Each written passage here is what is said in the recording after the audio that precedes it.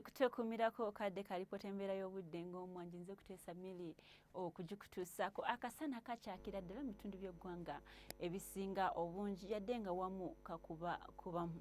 Bwetwa wano kusemugenze akubiddwa kusemazinga Africa tobanga kiwaliwo kisindika mpewo kyatudde wano kusemazinga Africa ekisukuma empewo enkalu omwono nga mwetabiseemu n'embuyaga gye tweyongedde okulaba mu bitundu ebisinga obungi mu ggwanga lyattu Uganda. Naye ng'enkya ku makya tusobola okuzuuka n'akasana okwememula eyo mu bukiikaddyo bw'eggwanga lyattu so nga ate eyo mu bukiikakkono ng'okubiriza ng'oddeyo mu buvanjuba tusuubira akasana okwaka nga we kakubamu.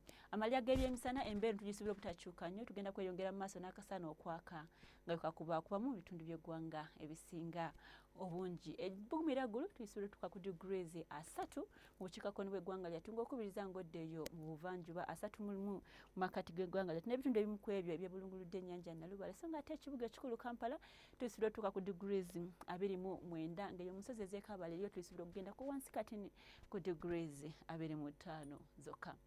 Gwe nasuubira okuvaako mu ggwanga lyattu ogenda mu bibuga ebiriranyewo tukugamba nti mu New York ne mu Beijing tusuubirayo enkuba ey'oluwandagiriza nga n'ebbugulu ligenda tuuka yadda ku degrees 31 mu Beijing so 29 gye tusuubira okutuukako eyo mu New York. Nga tugendako mu Dubai akasana yo kagenda kwememulira ddala ng'ebbugulu ligenda tuuka ku degrees 41. Webale kuteekumirako nsigadde nze Kuteesa MILLY tovaawo tulabagane enkya.